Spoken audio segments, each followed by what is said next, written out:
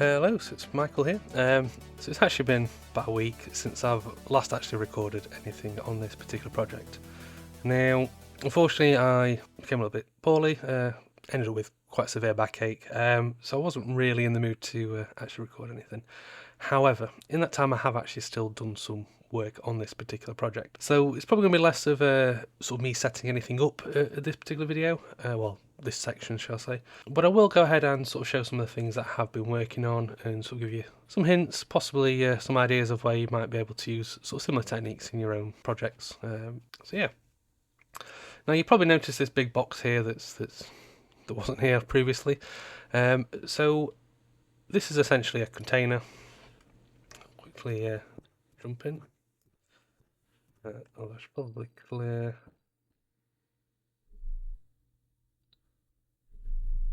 Yeah. It's this container has some items in it, and I bet that sounds going to be really loud. So what I actually ended up doing is creating ended up setting up all the containers. So all of these are now set up using a new infantry system container. And this is where we can actually just specify the item class and how many there is in there. And it'll just automatically add it in. So if we come back to this one here, it's kind of like a test container. You kind of see all the different items in there and the quantities. So it'll automatically add them. So for any items that aren't stackable, it'll just create that many objects. There's also a section here for additional data, so it can be used to apply. In this case, it's going to be an ammo of 10mm, but there's only going to be 7 rounds in all 4 of them, because that's just how it's set up. So kind of the way that this works, I'm going to go ahead and open up the infantry system container. So again, this is just a child of the infantry system.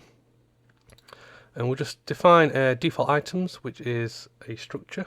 So this is the item container data. If we show that.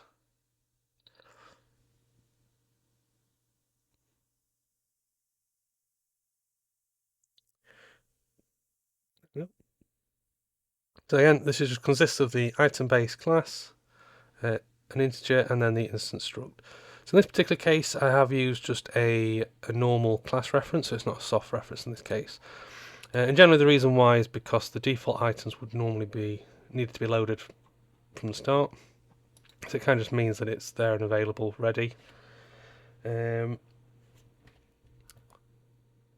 So what we then do, inside of here there is an initialize function. If we just open up the main infantry system, kind of show you where that gets called.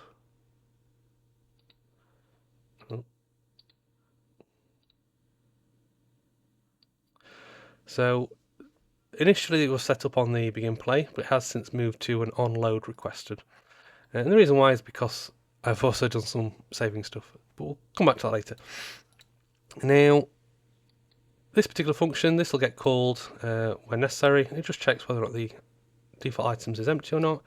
And if it's not, it'll then come through, essentially loop through all of them, create the relevant item objects, and then add them to the infantry.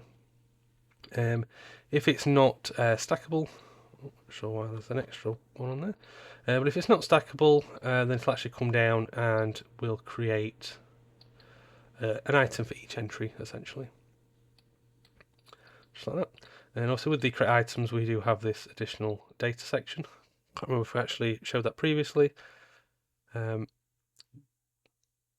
there are a few additional changes in here just to account for some things for level streaming. So just so you have a little bit of context with that, so originally we just used the world context for the outer, so it just mean that the outer would be whatever called this particular function, which if you're not using level streaming can be perfectly fine. However, because we were using level streaming, we had this issue where if, for example, an item was created over here, because this is in a different level essentially, whenever it was unloaded, it would also then unload everything that belonged to it. So in this case, the item objects. So then they would all get cleared out and the infantry would end up empty, which obviously don't want. So what we end up doing here is initially setting it sort of desired outer to that world context, but then we check to see whether or not we have a game state, and if we do, we actually set the outer to the game state instead. Now, the reason we do that is because even though we're using level streaming, there is still only going to be one game state in the level. So even the streamed levels would sort of still use the same game state. So this is kind of like an easy way of kind of facilitating that. And the reason we don't just connect the game state directly up to here is because for these world items, these have to create the item object to be able to sort of get the data to display the world item. Now, as a little reminder, I'm pretty sure I mentioned it, the item object itself, the class, it is transient, and what that means is whenever the game loads, this item object is always going to get cleared out, so it's going to be empty. So we kind of always expect that it's going to have to create a new item object whenever we create a new world item. Which is perfectly fine. So in the world here, when we actually create the item object, we don't have world context, so what ends up happening is it gets created with an outer, just using the world context, that's whatever world it's in. But then when we start playing, because the item object gets cleared automatically because it's transient, we end up creating a new one, and then that gets assigned to the game state. And the reason why is just so that if a particular level gets unloaded, the item object isn't going to disappear with it. Okay. So with that done, just come back in here. Then on the initialize, we do have the additional data that I pass through as well. Again, it doesn't actually do anything unless it's set up in the item base class. So as an example, I believe on the weapons, we have something set up for it. Yep, it's on the initialize. We'll just toggle that breakpoint. So in this particular example, we come in, we get the additional data, we check to see if it's of the item data weapon, and if it is, we can do some stuff with it, and then once we've finished, we finish passing the rest of the data through. Right, so. But yeah, so it's kind of one of those things where, unless it's set up in the particular item class, then it won't actually do anything. But yeah, so that's kind of a little bit more on where that additional data sort of field kind of appeared from. I should probably tie this up a little bit more, but I think as a function it's done. But yeah, but that kind of sort of handles having the items in the inventory, in the container, that is. Now, the next thing that we also have is the actual blueprint itself, so the actor class. So this is, we have an item container base. And this sort of contains all the logic for essentially showing the inventory and updating some text. So, because of the interaction system we do have an event that we can bind to that gets triggered when it's looked at. So we actually use that to check whether or not the container is empty or not, so whether it's got any items, and then we actually update the text that shows to reflect that. So nothing overly fancy there. And then we have, on the actual interaction itself, we have a show inventory menu function. This uses the UI stack system in Project Sunrise, so we just push the inventory menu container to the gameplay stack, and then we essentially update it. So we pass in the relevant inventories, so we have the storage one, so that's the one on the actor, and then we get the inventory system component from the instigator as well. And then once we've done that, we do one last initial binding, and that's to the widget itself. So because it is an activatable widget, there is an onDeactivated function.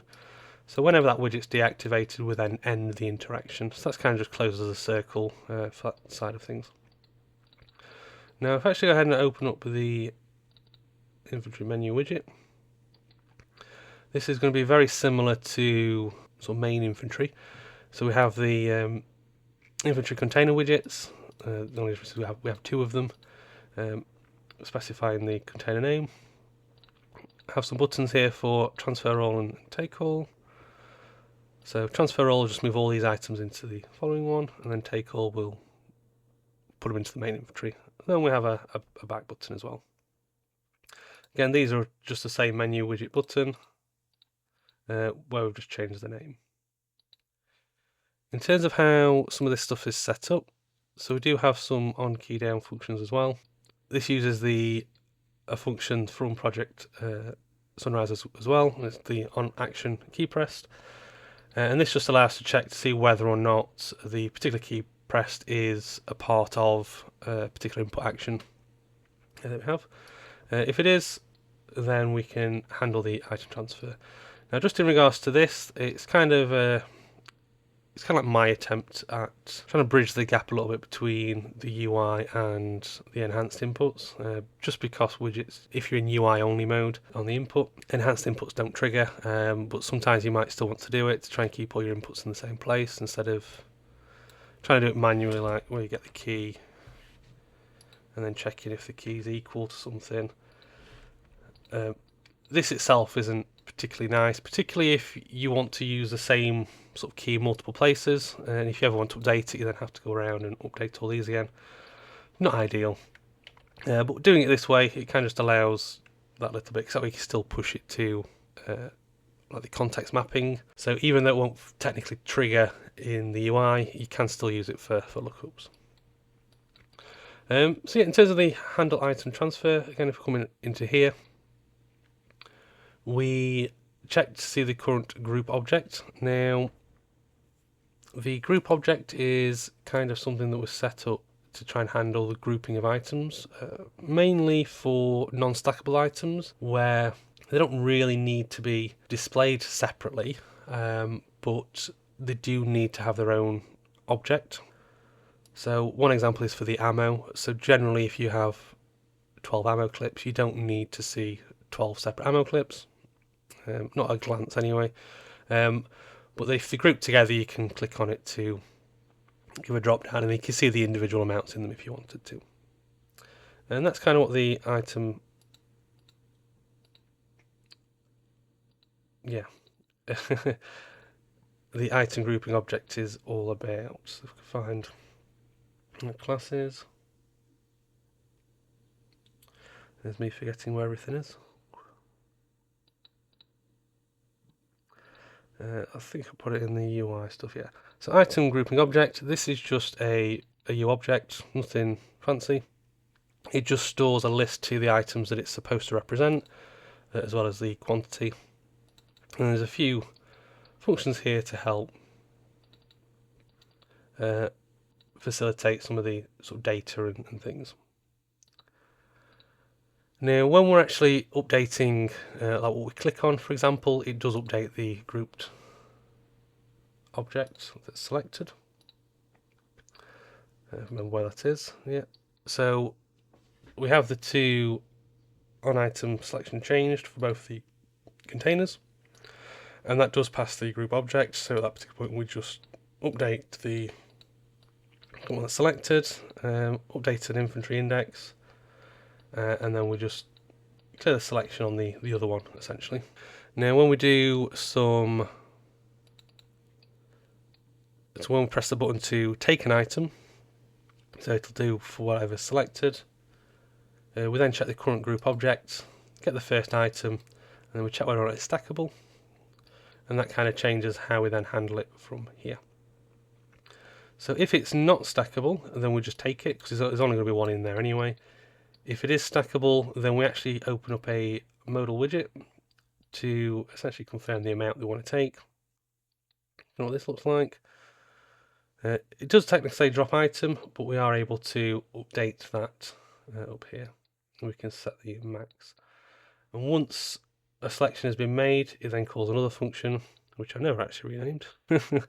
As long as the response is confirm, then we get that first item from the group object, pass in the amount that gets returned from the confirmation, and then we call the take item function.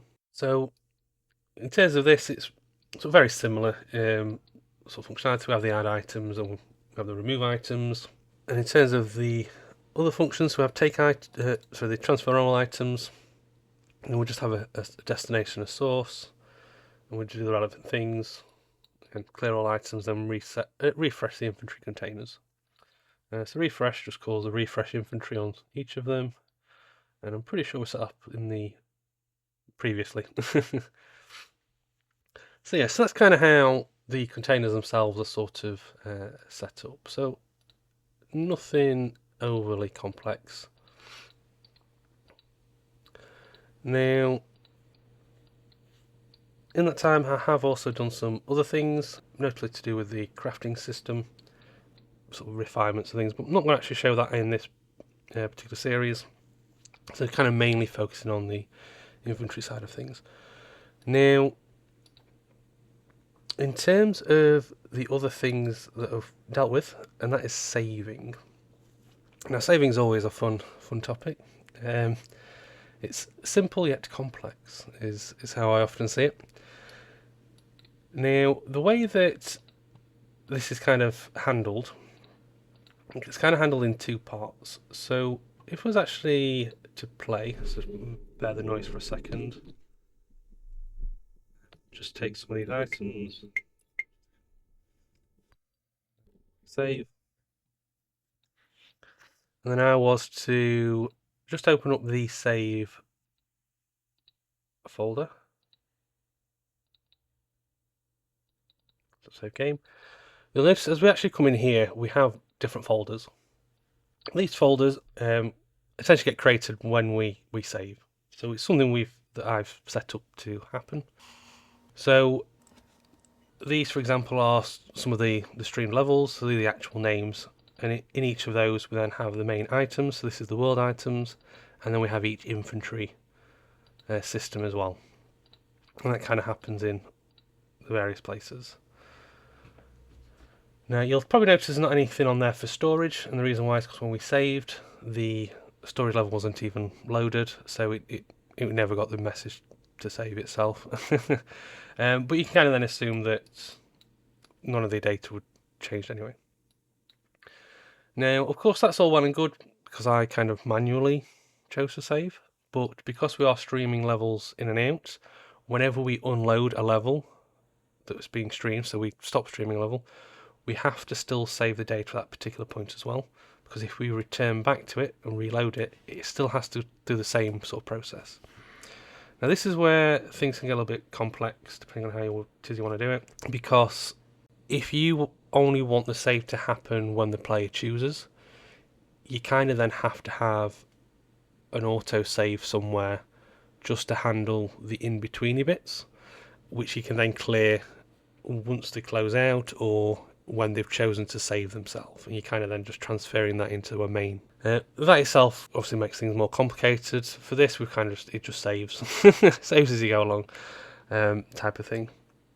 Certainly for now, but it'll probably get adjusted. So the way that's kind of handled is we kind of have a few different aspects. So I'll start with the infantry container, well, the infantry system itself. So anything that's got an infantry system, it will save. So there are quite a few things on here already.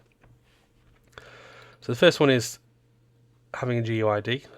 So you'll probably notice that if I go back into here, back to the quarters, we have this lovely string long name. This is just the GUID of the particular infantry system.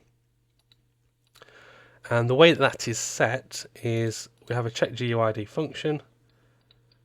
If it's valid, we do some stuff.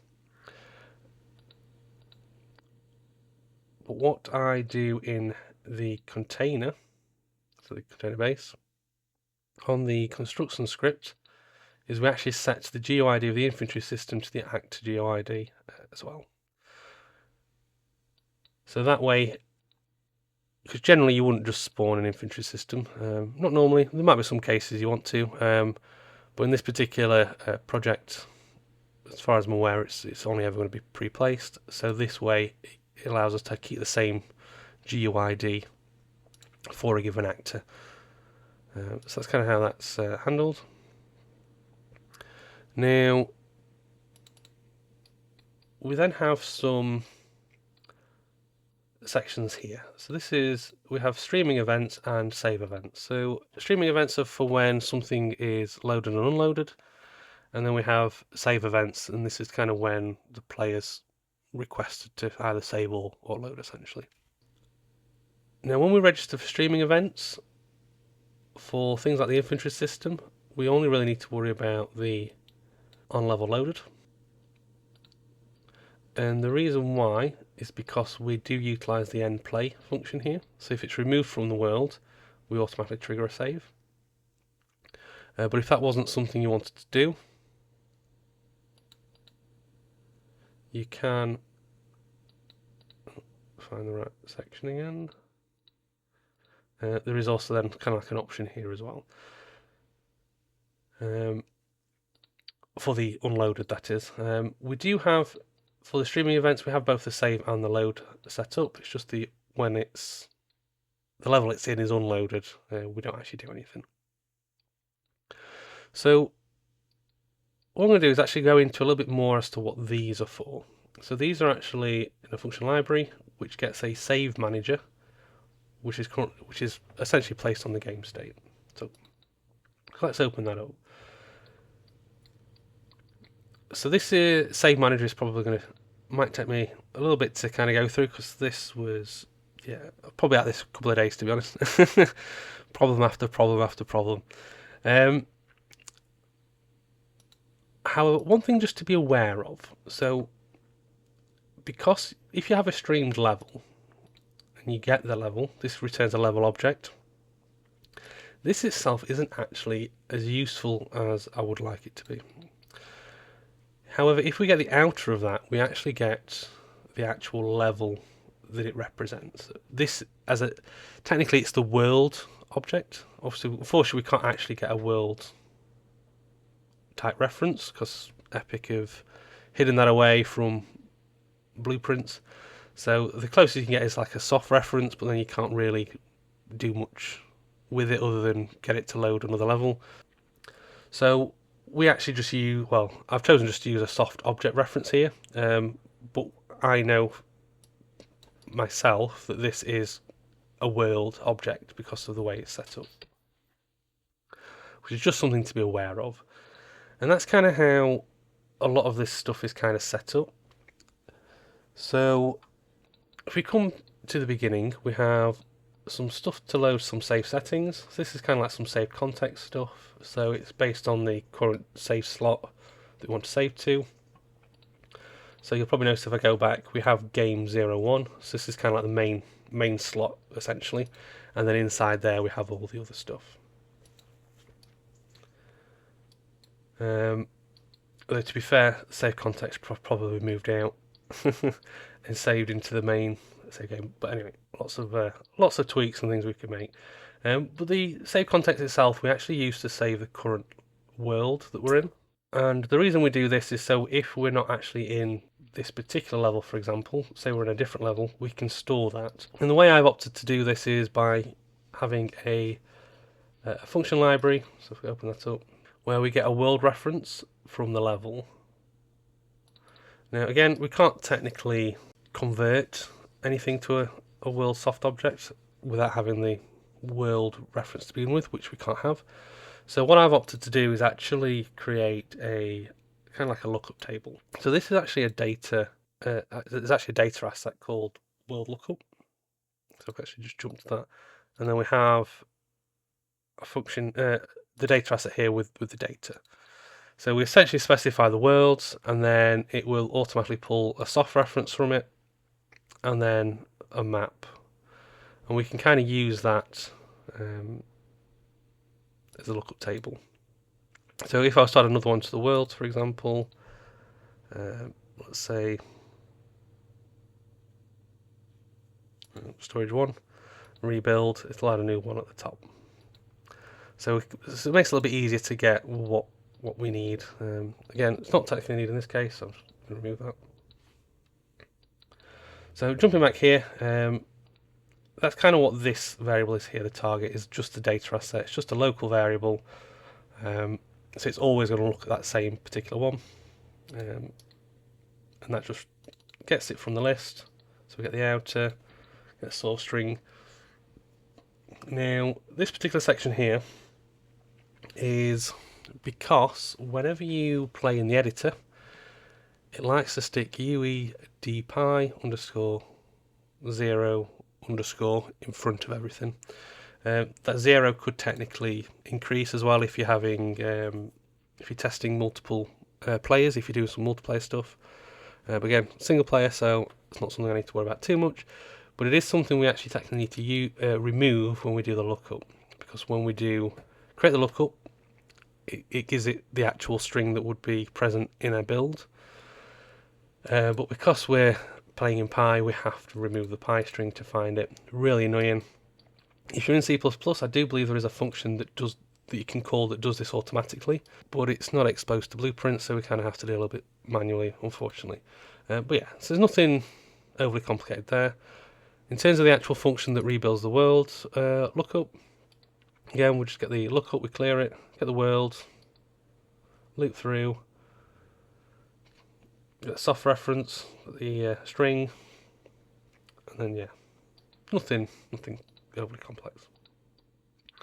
But yeah, and that's just so we can get the current world we're in as a soft reference, so we can actually use that to load if we need to. So yes, that's kind of the initial load settings. Let's go back again. And then we have this section here, which is the create streaming event proxies. Now, for this, what we do is we actually get all the level streaming volumes. So that's all of these things here. So when you enter them or leave them, it loads or unloads the relevant level. Now, you can have multiple streaming volumes that might reference the same level, so we do kind of have to filter those out as well. So what we do is with streaming levels, we do a loop through all of them, so technically a loop in a loop. Now, again, when we come up here, we actually check, are we in a package distribution? And the reason that's there is because if we are not, then it means we're probably playing in Pi, in which case we may as well attempt to remove that Pi from the level name, because again, it's going to be in there. Really frustrating. But again, yeah, we can just remove it, just like so. What we then do is we check to see whether or not the new level name is in the streaming levels to ignore. So I do actually have one in here. Now, what this is for any levels that are purely visual, so there's not going to be any gameplay elements or anything like that to it, so we can kind of just ignore those because we don't need any events really to trigger for it. So as an example, one in there already is for this whole ship section here. That's only visible, certainly at the moment, when you're in this room, because there isn't anywhere else you can see it from. So there's no point it being loaded any other time. But again, it's purely visual, so it doesn't actually need any effects or anything like that. So we can kind of skip that level. We don't need to worry about any level saving or anything like that. What we then do, assuming it's not in there, we can then get the streaming level. Now, the streaming level is the actual level streaming object that gets created specific for loading a given level. We then check to see whether or not that's already exists in our streaming event routers. So this is the streaming event routers is just a custom view object that I've created to help handle and manage some of the events that we can get from that level streaming event. So assuming it's not in there already, then we actually create a new one. We can then initialize it, and then we store it within our list using the world soft object, which is really confusing because it's called level, and there is a level object, completely different. But hey, I'm sure Epic have their reasons.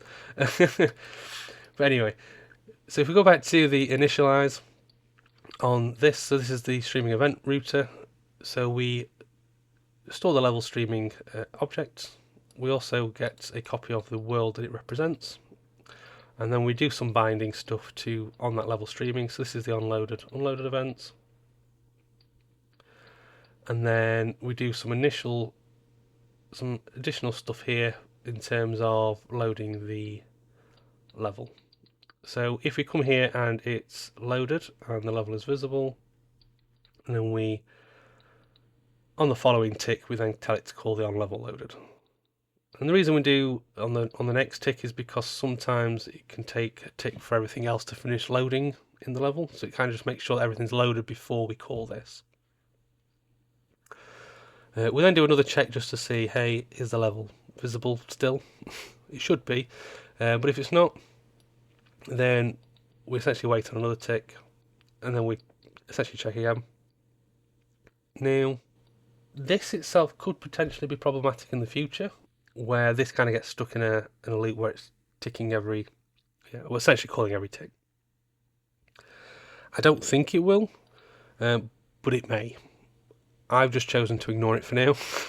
Had other things to worry about. If, however, the level is visible, we then call that on level loaded. Again, just some debug stuff, and then we have an extra on post load as well. So this is for times where we want something to load, it kind of does something, and then we probably want something else to happen after, but we kind of want everything that does its on load to happen first, so for every object, and then we want to do the post load stuff. So it's kind of just a way of ordering the execution of various events. Now, for the unload, it's a little bit simpler. We just call the unload. We don't have any post unload events on this one. I didn't feel that we needed one, because I'd imagine most things that were binding to this would most likely have already been unloaded at that particular point, so there wouldn't necessarily be a need for a post load. So that's kind of what these streaming event routers are for. And the reason why I created them is because if we look at the binding events for the streaming level, it doesn't actually tell you what level it is that's loaded or unloaded. As you can see here, there's no output to it. So with us kind of wrapping it in a U object, we're able to store what world it should represent, and then actually have another event dispatcher that does actually pass the world that it represents, which for me I felt was a little bit more useful. So that's kind of like so that's kind of like streaming stuff. Now I know a lot of this is probably going to be quite confusing, but hey, some of you might find it interesting. It's kind of a bit more of a deep dive into save systems. So if you're following along, you get it, leave a like, why not, sure. If you're confused, leave a comment, ask a question. But yeah. So let's go back to it. So also that's in terms of just creating the streaming event proxies. That's just to help us better manage and get events happening when we want to, and kind of knowing where they're coming from. And after that, we then do the initial load requested, which is some loading stages. Again, in terms of the loading stages, that's kind of similar to how in here we had two event dispatchers. So it kind of has a similar effect to that. The only difference is it's kind of all bundled into the same one, and then whoever binds to it, they can check the loading stage to determine whether or not they need to do anything. Pros and cons to that, but yeah. So that's kind of the initial setup. Now, going back to the infantry system, you'll notice the streaming events, we do register to them. So again, this is where we get the world. So this is the thing that, so in this case, where the infantry sits, so the world that's in. We try and find the streaming. We try and find the streaming event router that's associated to that particular world. If it finds it, we then bind to those particular events. If the world that's passed in isn't valid, we can kind of assume that we might want to bind to all of them, which can be quite useful for some manager classes that we have, which I'll show at some point. And this essentially just loops through all of them and then binds to them. So that just means that whenever this is called here, or this, then this particular event here will get triggered. So if we actually go to the on level loaded, all that does is calls the on load requested function, and I've manually set that to do the normal loading stage, because that's what I've got it set up to sort of handle on. Now, for this we do pass in the desired slot. Get desired slot just is a library function that just gets the desired slot from the save manager. So nothing nothing overly complicated there. Now if we come back to the onload requested again, this is just for the infantry system. We come through, and the first thing we do is actually get the save slot that we want to save.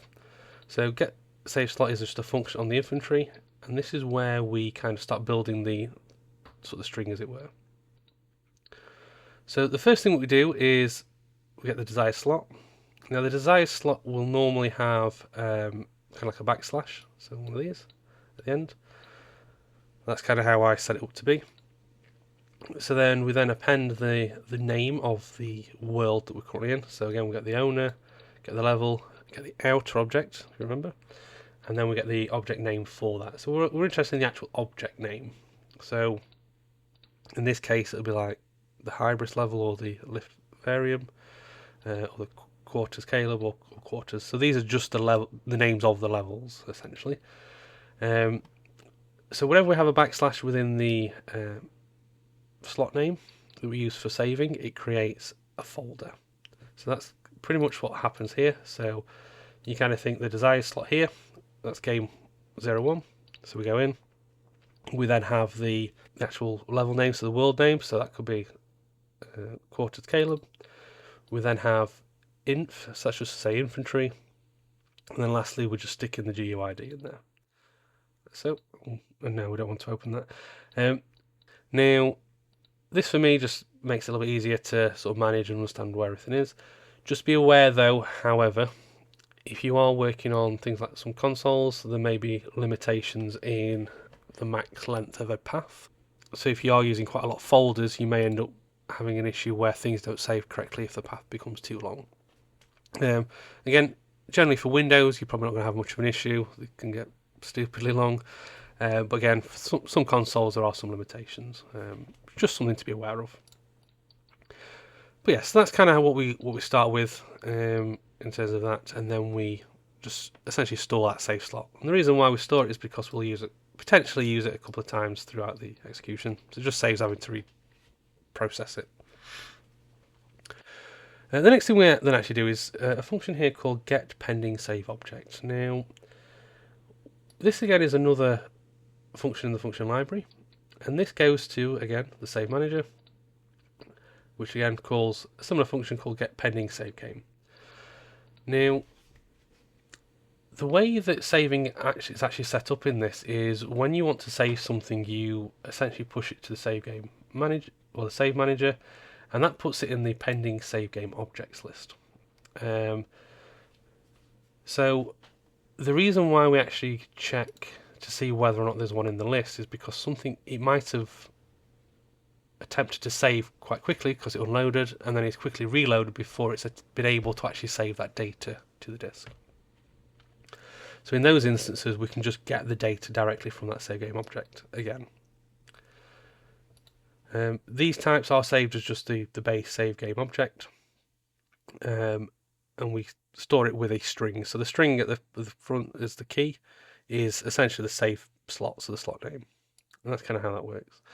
And if I was to come here and just show you the add save pending, nothing overly complex here. Just slot name, save game object, adds it to the map, and then we call the save pending function. This comes through and we get whether or not we can save, and this just checks to see whether or not we have anything to save and whether or not save's already in progress.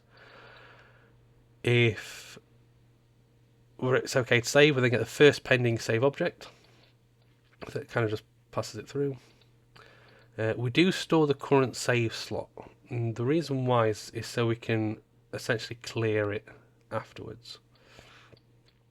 And the reason why is because if we're adding new things to the list, it can kind of mess up getting it again, because the order of maps isn't guaranteed. Once we do that, we then just pass that data into the async save game object. I kind of go on the basis that we're probably always going to succeed, so we just have it completed. And yeah, so again, nothing overly complicated there.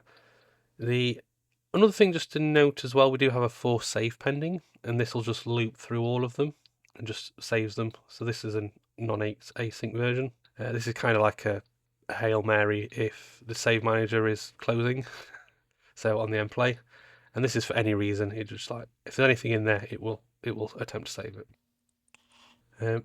Okay, so jumping back into the infantry system itself. So yeah, so we can check to see whether or not we have a pending save object. If we do, great, we'll use that. So we just cast to the infantry data, store it, and then we use that to apply save data. So I'll come back to that particular function in a second. If there isn't any pending save object, so it's not valid, we check to see whether or not one exists in that save slot. So again, it'll be checking in the folder until it finds the relevant one. If it finds one, it might not. Now, if it doesn't, that's when we call that initialize function, because we can kind of assume that it's probably the first time it's been created, so we can just assume that we need to initialize the whole thing. So that's kind of what that does there. Now, on the infantry system itself, that doesn't actually do anything, but if it was the child for the infantry container, so this one, that's when it would essentially create those default items that we want inside the infantry. However, if there is one that does exist, then we go ahead and load it. I've opted just to not async this. Not sure whether or not it's a good thing or a bad thing. I know some people say you should probably async everything, but hey, sometimes you set something up and you see how it goes.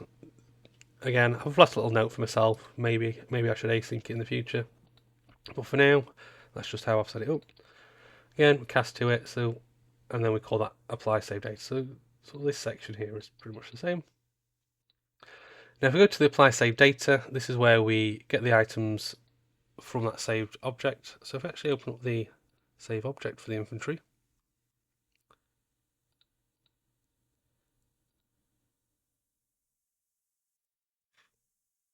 you kind of see what's in there. So we have the items and then the item names. Now, the reason we store both is the item names are used for sorting. Now, I could technically have it where it regenerates the names, but there are some instances where that might not happen correctly if we're just doing a kind of like a data dump. So it kind of makes it a little bit easier just storing that as well. Now, in terms of the items itself, we have a structure there called item data save, and this is the item class, the quantity, and then any additional data that we have. And the additional data is an instance struct, so we can kind of store anything in that really. Now, in terms of applying that data, what we do is we essentially come through and loop through it. We create a new item class, pass in the additional data, store it in a local variable for items to add, which is the item base object and the quantity. Once we've done all that, we actually just clear the infantry items. And the reason why is just in case, for whatever reason, there's kind of some lingering data in there. It might be that the game was already initialized and then the player attempted to load and it's not actually restarted the level per se, but you want to kind of like reapply that same data. It just clears whatever's in there. And then once we've done that, we have the add items function, which kind of goes through and then adds all the items essentially. Now, it kind of functions in a similar manner to all the adds, so it's nothing new. We've kind of already been through that particular function. So yeah, that's kind of how the infantry itself is set up for saving. I guess the next thing to look at is the onload stuff, which I guess I should have probably done first, but hey. But yes, that's kind of what happens when the level is loaded. It kind of goes through all that motion, and then we have the on save requested, on load requested functions as well. So the on level loaded, again, that just calls the on load requested function. So now let's go through the on save requested. So for this one, if a save is requested, we just create a new save game object. And the reason we do this is so that we are always kind of getting a new snapshot of the infantry at that moment in time. So we're not having to reload the data from disk and then check the items in there and modify them. Because chances are some of them might be the same, but some of them will be different. And I don't see the point in doing all the additional checks to see if it's the same. We might as well just pull all the data and then push. So yeah, I kind of feel that kind of results in less stuff happening. So yeah, so in terms of how that works, we just kind of get the items. We get the keys, so that's the item objects itself, so the item base. We then loop through them all, get the mutable data, and then we get the class, get the quantity. We're essentially building that item data struct. Now on the save inventory, we do have a function called add item data, and that just adds the passed in data to the items array. Just like so, and that's all that's doing. Once that's completed, we just set the item names to the item names variable, and then we add pending object, pending save object. So that adds it to that save manager. So again, we have the desired slot. We pass that into the get save slot function. So again, the reason we use the get save slot is so that it's the same wherever we call it, and there's kind of one central place we can update it if we need to. Yeah, and that just passes that save object that we created in here and passes it to that pending save objects. So just adds it to that list. And that is it. That's all it is for saving. Saving stuff is really simple. It's the loading that's the hard bit.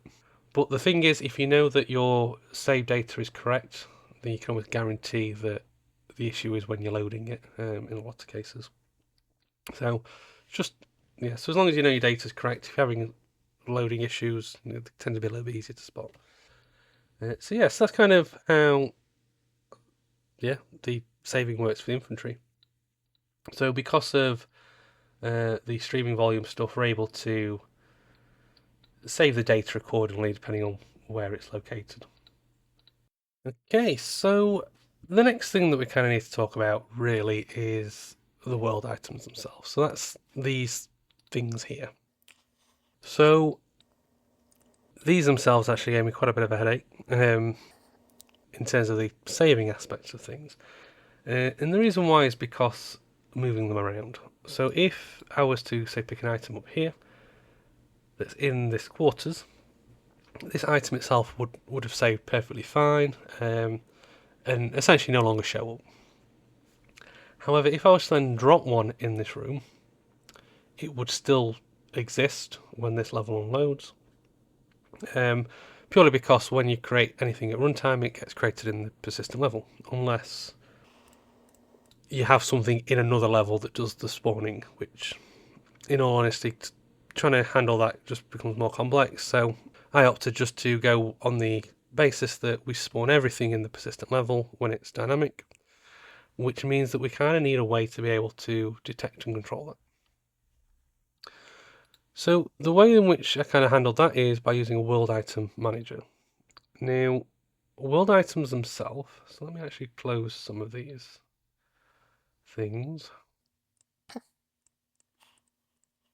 So if we open up the world item class, so on begin play, there's a few things that actually happens. So the first thing we have is the sort of usual stuff. We check the GeoID, create the item object. But then down here we have this update owning world. And this update owning world checks the current world that we think that owns it. Again, this is something that's added to the world item. It is private, so it's not something that can be directly changed. So we do some checks, and if we so deem that it needs to be updated, we go ahead and update essentially. But as a part of that, what we actually do is we register it with the world item manager. So if we ever need to change it, we first unregister it, which removes it from the world item manager, and then we re-register it. And the reason why is because when we actually register world items, we register them to the world in which they're in. And the reason why is because this allows us to have a little bit more control and manage what we do with them. So when we do the unregister, we essentially look for the owning world. If we find it, then we take a copy of the array, remove the items from it, and then assuming it's not empty, we then re-add it. If it is empty, then we'll just remove the entry for the world item. If we go to the register world item, it's kind of a similar basis here. We add it and then we'll just add it back in. We assume there's always going to be something in that list if we're adding it. Now, this get owning world here, this is actually an interface, and it's probably one of the few that I've actually created in this particular project. And this particular thing is present on the world item, so it's implemented here. And it adds two functions. We have the get owning world and the set owning world. So the set owning world just calls that update owning world function. Again, this is just set up on the world item itself, so that's kind of how it's deciding to handle it. Other actors that we might want to be able to do something similar, they can obviously set it up how they want. Now, this is quite important because for the world item manager itself, we do register to both the streaming events and the save events. Now, the difference for the streaming events, we do actually implement both the loaded and unloaded events, but we don't specify a world. And the reason why is so the world item manager can receive them for all the worlds, essentially, so all the levels. In here, we do then have some various functions. So let's start with the on level loaded. So if a level is loaded, we do sort of the usual stuff here where we're essentially trying to find the item data based on the slot name. So in terms of how this one is set up, we do some things here. In terms of the object itself, when we get the level name, we kind of have to do some stuff to adjust it. Yeah. If it's not valid, then we just get the current level, just so there's always something, and then we kind of append it here. And that's just what we do to build the string. Again, it's the same for everything, we just pass in that level object. Once we've done that and we have some item data, well, potentially, we check, is that item data valid? If it is, we kind of store it off, and then we start doing some things with it. Now, inside of the item data, we do have a function in here. So this is the save game object that we use to store the item data in for the world items. So I will quickly show that one. So the world item data. So this is transform, and this is the item data save type. So we're essentially reusing the same structure as we use for the inventory system as well.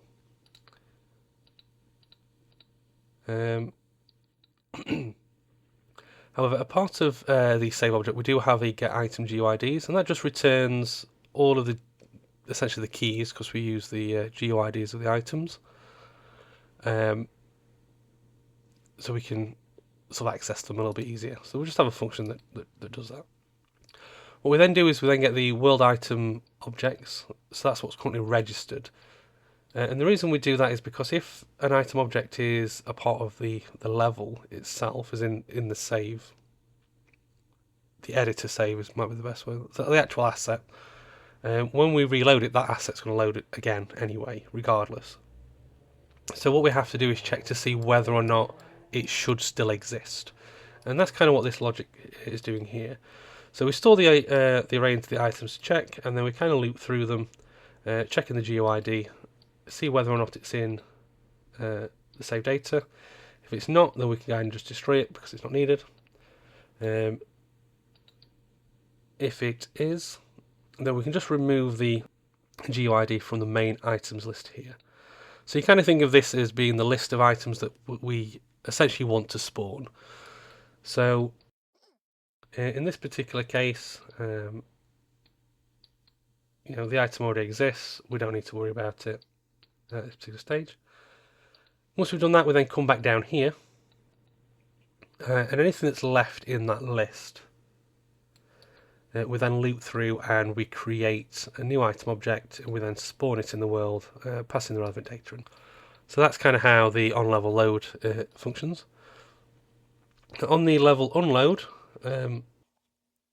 we can kind of come in, sort of three main sort of sections here.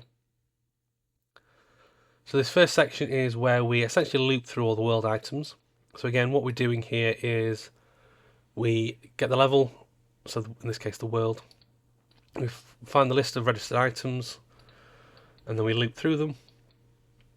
We then add the save data to the list using the add save data. So this is where we pass in the world item object, and we essentially extract all the data from it. So we get the Owning world, see whether or not there's a pending save object. If there is, we use that as the target save game object. If there isn't, we create one. And then we kind of store that in the pending save objects. Now the pending save objects is a variable that's on the world items itself. And the reason we have it on here is because there may be instances where multiple levels may unload at the same time, depending on what's happening. So it kind of helps prevent any sort of conflicts.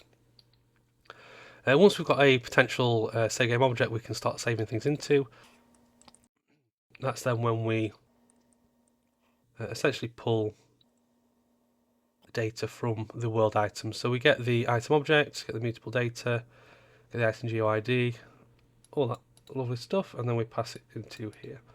Now, in terms of world items, they themselves can't have quantities higher than 1, so we just do a hard-coded 1 in there. So jumping back a little bit, once we've completed all that, we actually just destroy all of the items, all the world items for that's in that array, and then we just clear it from the world items list. Once we've done that, we then have this secondary section here. So this is where we then attempt to find the save object again. And the reason why is because there may be instances where up here there isn't actually any items in the world to save. So if that actually ever happens, it means that this never calls and it never gets a pending save object created. But we do actually need one to be able to override anything that might already be there, because having nothing is still something that needs to be saved. So that's kind of what this does here. It kind of just helps facilitate that essentially. So that way we've always got a save object somewhere, whether it's one that's being created because it's saved all the items, or one that's created that's just going to be empty because there isn't anything to save. Once we've done that, we then do the add to pending objects, and then we clear the pending objects once we've done that. So that's kind of how the on-level unloaded works.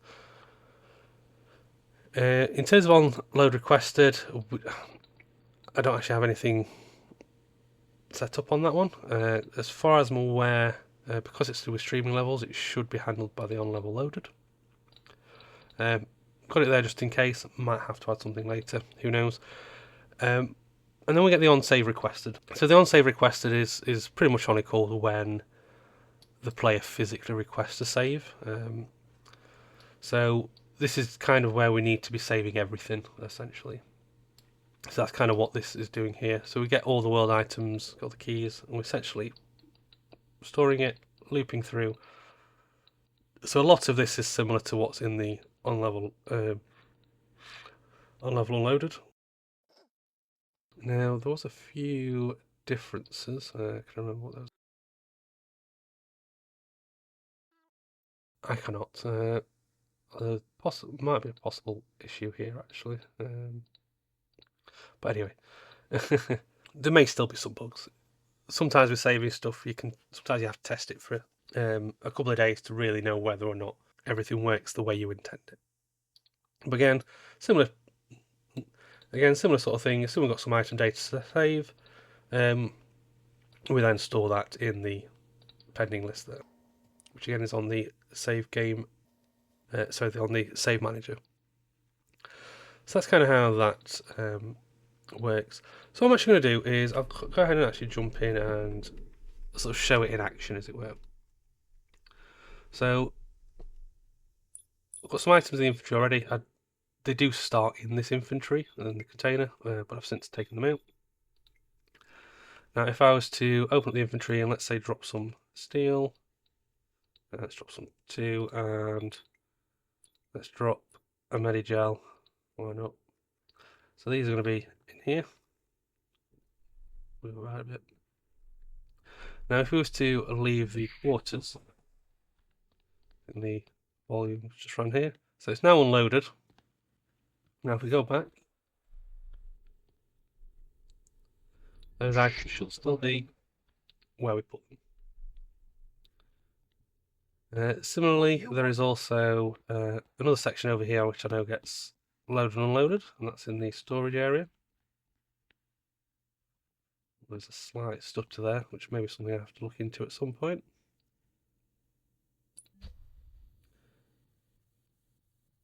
Then all these crates and containers, so again we can just all these. Additionally, I could just drop all these on the floor.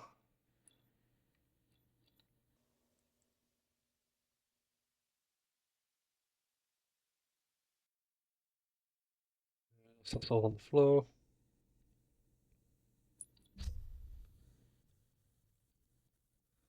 And come back around this corner, so it should unload them in a second. Oh, so it's unloaded now. So go back, load it again.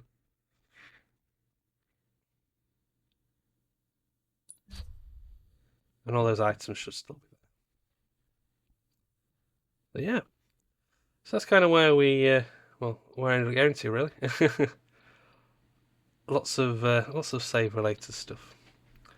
So yes, that's kind of a big chunk of the infantry system recreated essentially. So yeah, I think at this particular point, that's probably possibly might be the end of this particular series. Obviously, I did only really want to focus on the remake of the infantry system, but hopefully you can kind of see there how I've kind of gone ahead with it, and you kind of see the differences between what was there previously and what is there now, and kind of how that's kind of handled and managed. Hopefully you agree that the new system is a little bit easier to work with. Obviously that's probably open to personal opinion and things like that. But yeah, if you enjoy this series, obviously do go ahead and leave a like on the video. Obviously I do appreciate it immensely. So yeah, I just want to say thanks again for watching and enjoy the rest of your day. So take care. Bye.